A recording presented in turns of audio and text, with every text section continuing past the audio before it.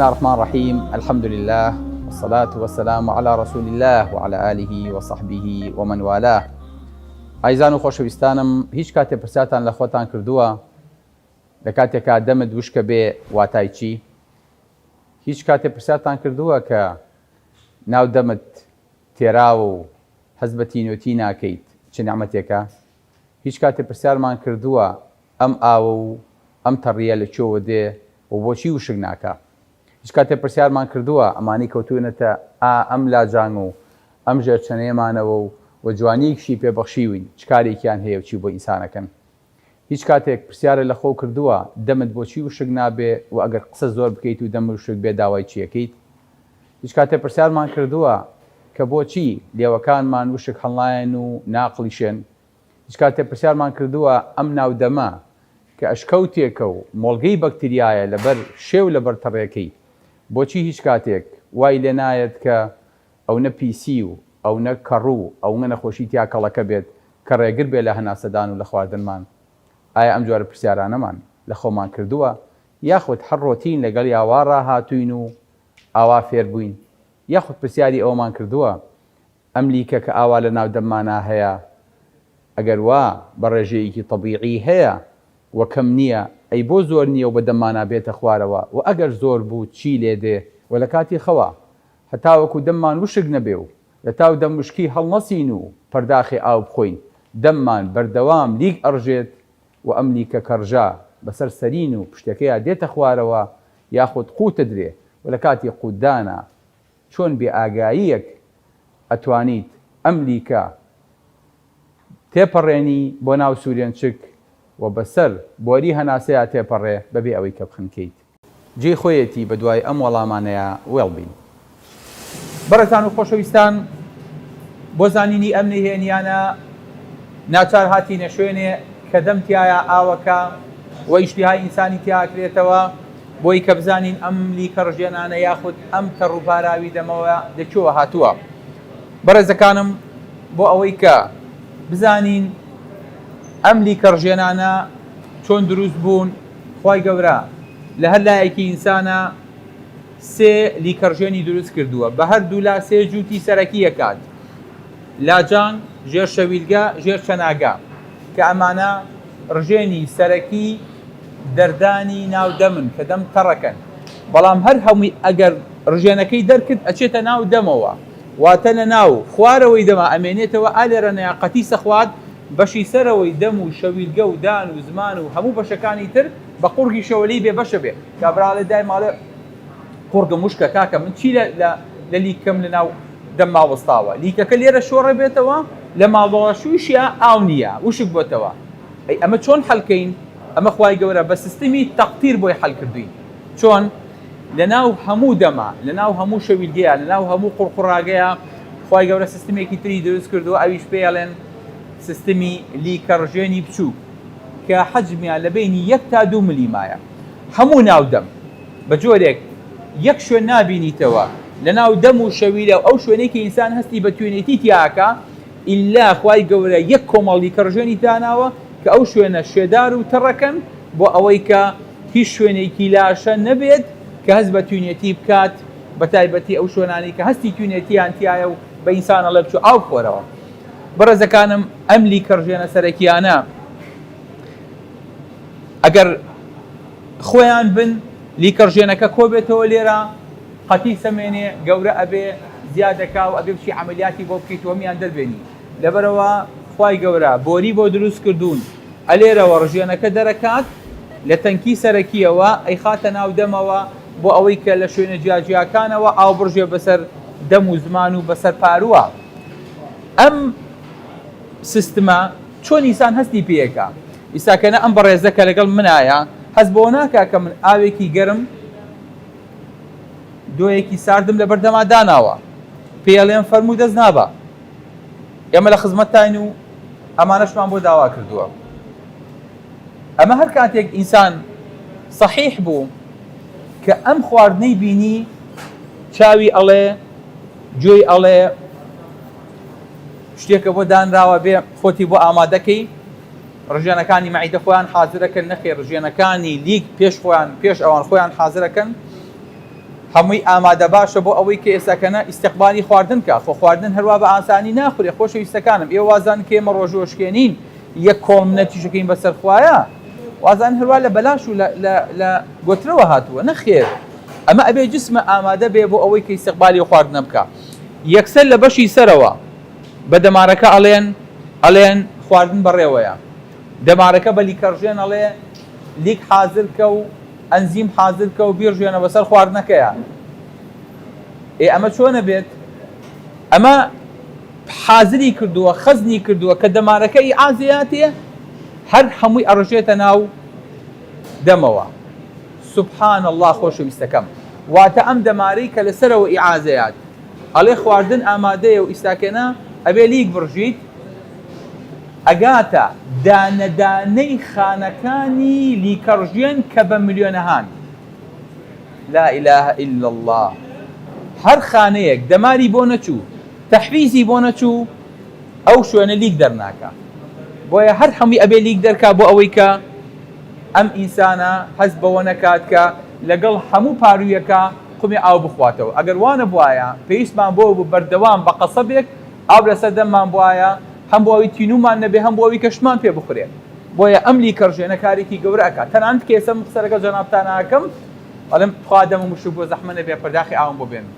بۆ چونکە پێویستت پێیەتی. ئەمە یەکێک لە فاکتەرەکانە کە لیکەڕژێن تەنها ئەوە نییە کە چاوەڕێی خواردنەکە، نەخێر حتا لە کاتی قسەکردنیشە ئەو ضرورە ئەمە حزوری هەبێت و وجودی هەبێت. چیترەکە ئەم لیکەڕژێنە بۆ ئینسانەکان بەڕێزەکانم؟ ئەم لیکەڕژێنە یارمەتی هەرسی خواردنەدات، ئەنزیمی تایە، لایسۆزایمی تایە، ئەمایلەیزی تایە. هەر کاتێ ئینسان خواردن نەخوا ئەو نیشاستەی کە ئەچێتە دەمی تۆ هەر لە ناو دەما ئەکرێتەوە بە شەکر بۆ ئەوەی کە تامی دەمە خۆش بێ. هەستکە شتێکی خۆشی خواردووە. ئەگەر نا ئینسان تۆبەیە کرد خواردنی حەزێ نابوو، مناڵی حەزم لە خواردن نییە، بە زۆرە کرد بە قورگیان نەیە خوارد. لەبەرەوە بێت تامێکی خۆشی هەبێ لە دەما بۆ ئەوەی کە هەست بە چێژەکەی بکات. جگە لەمانەش بەڕێزەکانم ئەم لیکە مادەی پاکەرەوەی تایە، هەم بۆ دانەکان کە مادەی فلۆرە و هەمیش بۆ ناو دەم. یعنی ئەگەر دەم بە وشکی ڕاگیرێ بەڕاستی کەڕوو لەسەرێ نیشێ، ئەو نەوشکە بێتەوە. کابراڵێ دەکاکە قسەیەکە دەمە بۆگەنی کرد بۆ ئەوەی کە ئینسانەکە قسەی نەکرد و دەمی وشک بۆوە واشی لێدێ جوڵە لە ناو لیکەڕژێنەکەیانە بوو وای لێدێ دەمی تامێکی ناخۆش. ئێستا ئێمە لە کاتی ڕۆژوە هەست بەما ئەکەین کە دەممان وشکە بێتەوە تامێکی ناخۆش لە ناو دەممانە دەرەچێت.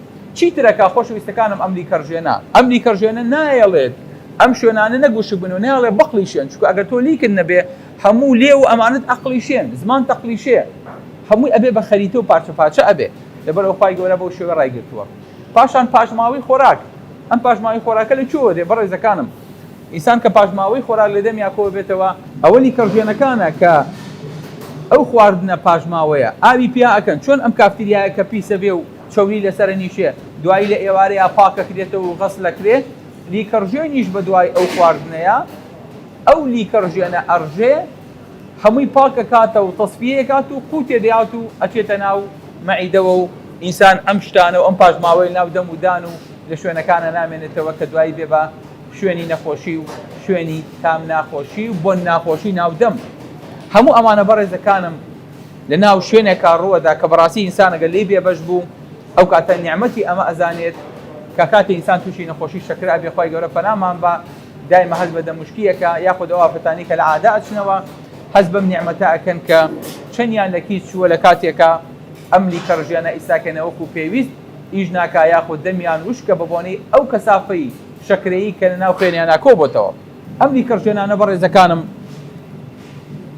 یەکێ لە ئیشە گەورەکانیان ئەوەیە کە ئەو خواردنەی کە دێ ئەیتوێنەوە لە ناو خۆیە تۆ ئیستاکەنە خواردنی بخەرە ناو قوڕکتەوە توێقڵێکی پێوە بێ قوتی بە وەکو گوێزێک، چۆن هەندێک لە ئەوەکان وەکو گوێزێک گوێزە قوت بەردانە ستامێکی لەکەی ئەی چیوە ئەکات تۆ تام لە خواردنکەی لەبەرەوەی کە ئەم خواردنە لە ناو لیکە بڵاوە بێتەوە ئەچێ بۆ مەمیلەکانی سەر زمان. مەمیلەکانی سەر زمان زیاد لە 10,000 دانن، هەر کۆمەڵێکیان بۆ کۆمەڵی چێژدانراوە. چێژی خواردنەکە وەرەگرن و ئەینێرن بە سیگنالێنێ بۆ مێشک ئەڵێ ئەمە ترشە، ئەمە تاڵە، ئەمە شیرینە. ئینسان چێژی لێ وەرەگرێت. ئەگەر ئەم چێشەی وەرنەگرت حەزی لە خواردن نابێت.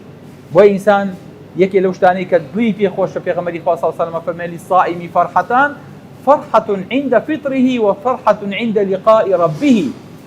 بۆ ڕۆژوەوان دوو خۆشی هەیە. لەو کاتەیە کە ڕۆژوەکەی ئەشکێنێ دوی خۆشە بەیساگەنە خواردنێکی بەتامەخوا. ئەم خواردنە بەتامە بۆ لە ناو دەما تامی هەیە، ئەی بۆ لە لوتا تامی نییە، ئەی ئەگە بۆ بەسۆندا نەقلیکەی تامی نییە لەبەرەوەی کە مێشت پێتەڵێ ئەمە تامی خۆشە، ئەمە شیرینە، ئەمە ترشە، ئەمە مزرە، هەموو تامەکان ئەناسیتەوە. ئینسان دەتوانێت دێها هەزار تام لە ژیانی خۆیان بناسێتەوە.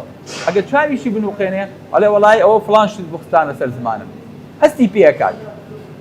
بۆیە ئەمە یەکێکە لە نیعمەتە گەورەکان کە خوای گەورە بە ئینسانی بەخشیوە بۆ ئەوەی کە هەز بە لەزەت و هەز بە نیعمەتی دنیا بکە، ئەنجا لەزەتی قیامەت و لەزەت و خۆشی بەهشتیش با لەولاوە بۆستێ. ئێستاکەنە وامە گریمان ئەم بەڕێزەمان لیگ لە دەمیان نییە. من ئەم چاگەرمە یاخود ئەم قاوە گەرمە ئەخەمە خزمەتی و بیخواتەوە. یەکسەر ئەوەی کە ئەیکات ناودەم و ڕووپۆشی دەمی هەمووی ئەسووتێنێ. بۆ چونکە ساتکەرەوەیەک نییە لە ناودەما بتوانێت بەڵانسی ئەمە ڕاگرێت کە تۆ ئەتەوێت شتێ بخۆیت و بەرەو دەم تێبەیت لیکەکان ئەڕژێن. بۆ ئەوەی کە یەکسەر گەرمێکە کاڵکاتەوە. یەکسەر ئەو گەرمەی کە بە 100 پلە پێی هاتووە، جا ماشەڵڵا ئێمەش پەلەمانە دایما فویلیەکەین بۆی کە زوو قوتی بین و زوو نەقلیکەین و ئاودی بکەین. ماعیلە مەفروزە زۆرترین کات لە ناودەمانە بیهێڵینەوە. پێغەمبەری خوا صلی الله علیه و سلم کە ئاوی خواردووە ئاوا مژیوێتی کە هەر شلەیەکی خواردە بێ لە دەمیا هێشتوێتەوە بۆی کە ئینسان ئەو پەڕی چێژ و ئەو پەڕی سوود و ئنزیمەکانی لیکیش فریا بکەون کە ئیشی لەسەرکەن. بۆیە ئەم خواردنە باشترین شتەوەیە کە ئەڕژێ بەسەر لیکەکەیە. لیکەکە یەکسەر گەرمەکەی لێ سەنێت بەشێکی ساردی خۆی پێ ئەدا، حرارەتێکی معتەدیل، گەرمیەکی معتەدیل لەناوەیە. ئەی ئەگەر ساردێک و سەهۆڵێ بخۆیت لیکەکە گەرمێکە، چونکە لیکە ڕژێنەکان لە پلەی چەنایە، لە پلەی 37 یاریەکە، وەکو گەرمی لەشی ئینسان وایە 0.5 بخەرەسە لە بەرەوەی کە ناو دەما. کاتێک کە سەرمایەکەکەی بەسەریان سەهۆڵەکە خۆیت ئەو بەو شێوەیە هەڵەسێ بە گەرمکردنی مادەکە بۆ ئەوەی کە شوێنەکانی ترکە پیا تێپەڕەبێنەی تەزێنێ. هەمان کاتیش تۆ لە خۆتە پرسیوە خۆشەویستەکەم بۆچی کە لیمۆ هێشتا نەو خواردووە چاوام لێتان هەمووتان دەمتان ئاوی کرد، بۆچی کە لیمۆ بەس باسێکەین هەمووتان دەمتا ئاوە کازانن؟ لەبەرەوەی کە لیمۆ ترشەڵۆکە. ئەم ترشەڵۆکە ئەگەر برژە بەناو ڕووپۆشە تیژە، لەبەر ئەوەی کە مادەیەکی کاڵکەرەوە تۆی ساگەنە ئەگەر مادەیەکی تیژی وە بێنە چیە خوارد تۆز ئاوی تێکە با کاڵ بێتەوە، لیکەکە یەکسەر کاڵێک کاتەوە لە خەستی و پەیتەکەی کەمەکاتەوە بۆی کە ناوپۆشی دەم نەسووتێنێ. وە ئینسانە بینی سبحان الله بەس بە بازکردنی خواردنەکان ئەم حاڵەتی بۆ دروستە بێت. ئەمە یەکێک شتێکی زۆر بەسیتە لێو نەعمەتانەی کە تۆ هەستی پێ ناکەی لە کاتێکە خواردنەکە لە ناو دەمتایە و ئەی جویت و ئەتەوێ قوتی بیت. ئەم لیکە بۆچی لینجە؟ ئەگەر لیکی ئینسان بێتە خوارەوە مادەیەکی لینجی تایە. بەزەم بۆچی لینجە خۆشەویستەکانم؟ لەبەرەوەی کە بە ئاسانی هەڵسوڕێ. تۆ هەر مادەیەک هەڵ نەسوڕا یەکەم شلەی تیەکەیت خەباتەیە بێنە، ئەگەر چەو لم و هەموو شتێکی تێکی بەس ئاوت تێنەکەت هەڵ ناسوڕێ. ئەی بێ مادەیەکی چۆریشی تێکی لە هەمان کاتا بۆ ئەوەی کە ئاسان بێ. ئەجنا ئەم حرەکەیە و پێ ناکرێت زۆر بە زەحمەت نەبێ. بۆیە خواردنەکە چۆن قوتەچێت و ئەچێتە ناو سوورێن چکونا و مەعیدەوە بۆ مادە لینجە ئەجینا هەموو سوورێن چکی ڕوشانی لە کاتێکادا ئاوەزی بۆ خوارەوە. بۆیە بەڕێزەکانم ئینسان حەقە لە شوێنی ئەمانەیە بۆستێت. ئەم لیکەڕژێنە تەنها ئەمەندە نییە. ئەگەر سەیری ئەمە بکەن ئەم لیکەڕژێنەی ئەمەی کە پێوتێ لاجان لەم دیوەوە ئالێرانەیە جوانیەکی بە ئینسان بەخشیوە. ئەڵێن وڵا کابرا بووپی خڕە چەند پێ خۆشە ئەڵێ کاوتێژان وڵا حەزەکەم زەعیف بم بەس وڵا حەز ناکەم دەموچاوم لەگەڵ یا زەعیفە بێ. بۆ گوپەکانی حەز ناکات زەعیف بێ. لیکەڕژێنەکانە کە گوپی ئینسانی ڕاگرتووە و ئاوا بەخڕی بە جوانی هێشتێتەوە. دەوەرە کە عملیاتێ بۆکرێ و ئەمە لابرێ ئەمە بە قوڵی ئەمێنێتەوە پێوتێ سینکین. باشە؟ پاشان بەڕێزەکانم ئەمە بەسیتترین شتە لە ڕووی چیەوە؟ لە ڕووی جەمالیەتەوە کە خوای گەورە پێی بەخشیوی فەنکشنێکیشی گەورەش بووەکە. بەڵام ئەوەمان بیر نەچێ بەحسەکان تازە لەسەر لیکەڕژێن ئەڵێن مادەیەکی تایە بە ناوی ئۆپیۆرفین 6 ئەونەی مۆرفین بە قووەتە، واتە هەر ئازارێ لە دەم و دان و پووک و ئەم دەواازە گەورەیە کە ئیتر هەموو شتێکی تێ ئەەکەین ئێمە بەداخەوە، هەر ئازارێک و هەر ناڕەحەتێک ئالێرە نەیە ڕووبە، هەر سووتانێ بە بۆ نیشتی گەرمەوە، هەر تەزینێ بە بۆ نیشتی ساردەوە، ئەم مادەی تایە کە لە شوێنی ئازارشکێن ئیشەکە بەبێ ئەوەی پارەت پێدا بێ بێ ئەوەی کەسی دەرێ بۆی گرتبێتەوە. نهێنیەکانی لیکەڕژێن زۆرن، بەڵام هێشتا عیلم پێی پێ نەبردووە، بەدوایە ئەگەڕێ بۆی کە بزانێت ئەمە چییە و لە چی دروست بووە و کارەکانی تری کە لەم و دوا کەشف بێ چین. بەڵام سوپاسی خواکەین لەسەر ئەوەی ئەم نیعمەتە جوانی پێبەخشیوین و پێی داوین و ئەوەی کە پێمانەوتێ ثم لتسألن يومئذ عن النعيم، لە قیامەتە پرسیاری نیعمەتان لێکرێ. حەسەنی بەسریە فەرمێ ئەوە ئاوی ساردە، ئەو نیعمەتەیە کە ئێمە قەدری نازانین و خوای گەورە بە خۆڕایی و بەفری بۆی دروست کردوین، بەڵام ئاخۆ ئێوە نایبینن. هیچ کاتێ بیرتان لەوە کردوتەوە لە ناو کاسەیەکی سەرە ئەم کۆمەڵەکانیاوی لێ هەڵەقوڵێ هەر یەکەیان بە ڕەنگێک و هەر یەکەیان بە تامێک، فرمێسک، ڕژێنی گوێ، لیکە ڕژێن و پیسایی لوت، هەر یەکەیان خوای گەورە دروستی کردووە، هەر هەمویان لە یەک دەفری داخراوە، بەڵام هەر یەکەیان ئەگەر تامی ناودەم بەو شێوەی لیگ نەبووە کە ئیساکێنە هەیە، هەر خۆمان لە تامەکەی بێزارە بووین و بەردەوام محاولەمانە کرد مادەیەکمان بۆی ئیزافە کردایە بۆی کە بمان گۆڕیایە. لەگەڵ ئەوەشە سوبحان الله سۆدیۆم بایکاربۆنەیەتی تایە و تفتە، بەڵام شیرینە. باشە بۆچی ئەبێت تفت بێ؟ لەبەر ئەوەی کە ترشەڵۆکی ناو مەعیدە هاوتا بکاتەوە و ترشەڵۆک جورئەت نەکا بێتە سەرە و سوورێن چکو تووشی دڵەکە زێمان کە بەردەوام ئەمریکی خۆمان کە قوتێ دەین بە تایبەتی لە کاتی خەوە یان حتا لە کاتی ڕۆژوە و ئەکات کە ئەو ترشەڵۆکە نێتە سەرەوە و حەز بەم ئازار و حەز بەم ناڕەحەتیە نەکەین و بەڵانسێ دروست بێ لەو کاتەیە. بەڵام خۆشەویستەکانم ئەمە نیعمەتێکە کە بە هیچ شتێک قەرەبوو ناکرێتەوە لە کاتێکا ئینسان دەمی وشک بوو و تووشی نەخۆشی زیرۆستۆمیا بوو، یاخود ئەو نەخۆشیانەی کە لیکەڕژێنەکان لە ئیشەخەن و تووشی نەخۆشیەکانی ئۆتۆئیموینە بن. تەنانەت نەخۆشمان هەبوو لە بەریتانیا هاتەوە هیچمان پێ نەکرا و تومانە هەرو حەپی بەریتانیایە و چارەسەریش نییە بۆ ئەو نەخۆشی خۆتکایی خۆی ئێستاکەنە حالیەن.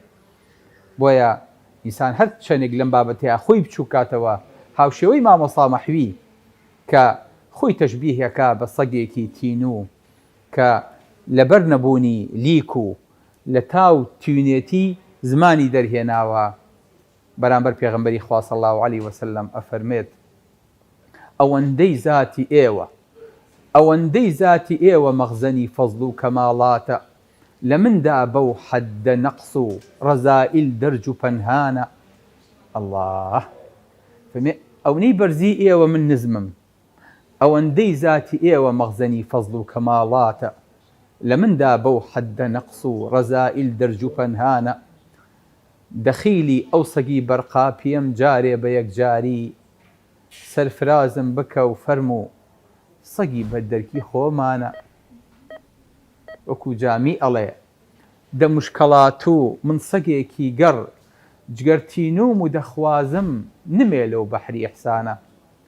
بە یەک دوو قەترە تێر ئاوی حەیاتی کە وەکو قتمیر، لە کەفی خۆتیا ڕێدە سەگی ئەسحابی خۆتانە. الله ئەفەرمێ ئەی پێغەمبەری خوا ئەوا من جگەرم تینووە نەکدەمم، ئەمەوێ قەترێک ئاوم بیتێ، من قابلیەتی ئەو سەگەم نییە کە دوای ئەسحاب الکەف کەوت و ناوی قتمیر بوو، من سەگی تۆ نیم. ئەی سەگی چیت؟ ئەڵێ من سەگی هاوڵەکانی تۆم. الله ئەکبەر، ئەم پیاوە چەند بەئەدەب بووە. خوای گەورە پلەی ئەو نە باڵاکەیت و ئەو نە عالیکەیت کە ئەو نە لە بەردەمی پێغەمبەری خوا صلی الله علیه وسلم خۆی بچووکە کاتەوە. سلام علیکم ورحمة الله وبركاته.